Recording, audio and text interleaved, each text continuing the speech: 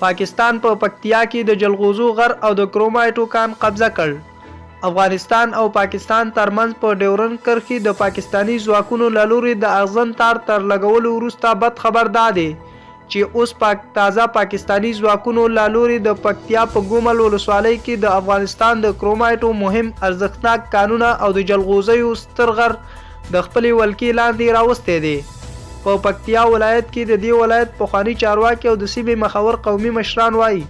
چې پاکستانی پوځیان د پکتیا ګومل ولسوالۍ اړوند ترخی اوبه او د وچ غر په هغو سیمو کې اغزن تار غځوي چېرته چې د کرومایټو کان او د جلغوزیو غر موجود دی چې د دوی په خبره دا کانونه هر کال میلیونونه حاصلات له ځانه سره لري. په همدې حال کې د پکتیا پخوانی والي محب صمیم او قومي مشرانو هم رسنیو ته تایید کړی ده چې پاکستان له پخواني ټاکل شوي حد څخه په بشپړه توګه مخې ته راغلی او د افغانستان هغه سیمې تازه تر خپل واک لاندې راوستي دي چې پکې د جلغوزیو غر او د کرومایټو مهم کانونه موجود دي.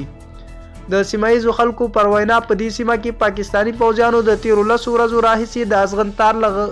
غځولو چارې بیرته پیل کړي دي چې په همدې سره د جلغوزیو غر او د کرومایټو کان مهمه برخه هم هغې لور ته پاتې ده. دوی وایي حکومت لا هم چوپه خوله ناستی دی او اوس نو پکار ده چې افغان حکومت دا ستونزه زر تر زره حل کړي او د خپلې خاورې او قانونو دفاع وکړي. خلک په سیمه کې سخت اندېښمن دي. دوی وایي که دا حال روان وي نو نږدې ده چې پاکستانی ځواکونه د افغانستان نورې اقتصادي لرونکې سیمې هم تر خپلې ولکې لاندې راولي چې دا به د افغانستان اقتصاد ته لویه ضربه ورسوي او هم به په افغان حکومت د دفاع په برخه کې باور له منځه ولاړ شي. قومي مخور وایي که حکومت پر وخت اقدامات ونه کړي نو د دې کلي ځوانان او سپینګیري به ټوپک په لاس د خاورې ساتنې په موخه پاکستانی ځواکونو سره په سنګرونو کې وجنګېږي. قومي مشرانو افغان حکومت په دې مسله کې پړ وباله چې د خاورې په حقوقي مسله کې بالکل چوپ پاتې دی. دوی زیاتوي پاکستانی ځواکونه تل په افغان خاوره عامه تاسیسات پوستې او مورچلې جوړوي خو افغان حکومت یې هیڅ په کیسه کې نه دی. په همدې حال کې په ولسي جرګه کې د پکتیا د خلکو استازو هم له افغان حکومت څخه په کلکه غوښتي دي